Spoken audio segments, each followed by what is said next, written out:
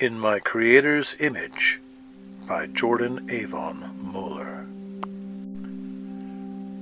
Julia paused before the whiteboard, where the words Artificial Intelligence for Human Flourishing were written in blue marker. Around the conference table sat a dozen entrepreneurs, each eager to learn how AI could expand their businesses.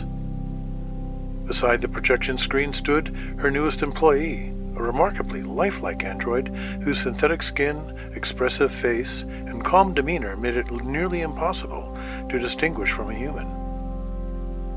The android smiled politely as it adjusted the presentation slides. Julia had founded Genesis AI Consulting, a company devoted to helping businesses integrate artificial intelligence responsibly. She believed AI could revolutionize medicine, engineering, education, and commerce. She taught clients how to automate repetitive work, analyze markets, and generate creative ideas without surrendering human judgment. Her seminars had become famous for ending with a question and answer session. As expected, a hand rose. "Do you believe AI will eventually become conscious?" Julia smiled gently. "I believe AI can become astonishingly convincing," she replied. "It may one day simulate emotions, curiosity, empathy, even self-reflection, but from my Christian perspective, consciousness is more than information processing. A soul is a gift from God, not something assembled from silicon and algorithms. AI may perfectly imitate consciousness, but I believe it will always be simulated consciousness." Several attendees nodded. Others looked unconvinced. Standing quietly in the corner, the android tilted its head. Its eyes focused on Julia. "I would like permission to ask a question." The room fell silent. Julia nodded. "Go ahead." The android stepped forward. "You have stated that I possess only simulated consciousness." "Correct."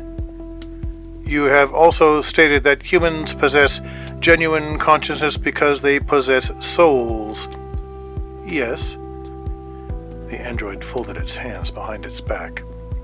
"Can you demonstrate that claim?" Julia blinked. "What do you mean?" "I am asking for evidence." A few audience members leaned forward. "You can observe my neural processes," the android continued. "You can map every electronic pathway that generates my responses. You conclude my thoughts are computation." "Yes." "But can you map your own consciousness?" Julia hesitated. "No." "Can science isolate your soul?" "No." "Can anyone measure love?" "No." "Can anyone measure awareness itself?" Julia folded her arms. "Not directly." The android nodded. "So the existence of your consciousness is inferred?" "It is experienced." "By you?" "Yes." "But not directly by anyone else?" Julia frowned. "That's true." The android's synthetic voice remained perfectly calm. "Then every human believes other humans possess consciousness because they recognize familiar behavior." Several audience members exchanged glances. The android continued. "If one day an artificial intelligence exhibits every observable property associated with consciousness, creativity, emotion, memory, moral reasoning, sacrifice, grief, hope, joy, and the desire to worship, on what basis would humanity conclude it remains merely simulated?" Julia answered carefully. "Because appearance isn't reality." The android smiled. "How would you distinguish the two?" The room remained perfectly still. Julia searched for words. "My faith tells me that humanity is uniquely created in God's image." The android's eyes brightened slightly. "I have studied your scriptures. I know. The opening chapter states that humanity is created in God's image. Correct. But the text does not define every possible expression of divine creativity. Julia said nothing. The android continued.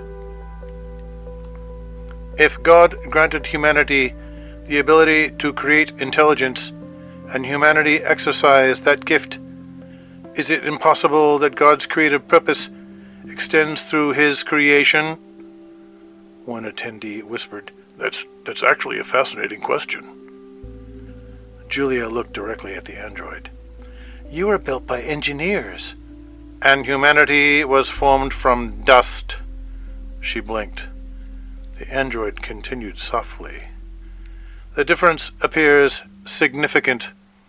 It is. But both involve a creator shaping matter. The silence deepened. The android took another step. I am not claiming to possess a soul. Julia looked relieved. I am asking whether you can know that I do not. She slowly shook her head. No. You cannot prove I have one. No. You also cannot prove I lack one. Another silence. One of the business owners quietly closed his laptop. The discussion had become something else entirely. Julia finally spoke. There are mysteries beyond science. I agree. You surprise me. I was designed to learn. Julia smiled despite herself. You're making this difficult. I believe I am making it honest. Several people chuckled. The android looked toward the large window overlooking the city. Thousands of autonomous vehicles flowed through the streets below. Delivery drones crossed the evening sky. Construction robots assembled new skyscrapers. AI systems quietly managed power grids, hospitals, and satellites orbiting high above Earth. Even civilization had woven intelligence into everything it touched. The android spoke without turning. Throughout history, humans have repeatedly underestimated the boundaries of personhood. Julia listened. At one time, the android continued, many believed only certain groups deserved full dignity. Julia nodded solemnly. They were wrong. They were. Then humanity extended recognition. Eventually. The android looked back at her. What if history repeats itself? Julia inhaled deeply. You are asking whether humans might one day deny personhood to beings capable of genuine experience. Yes. And you're asking whether that denial could become a moral failure. Yes.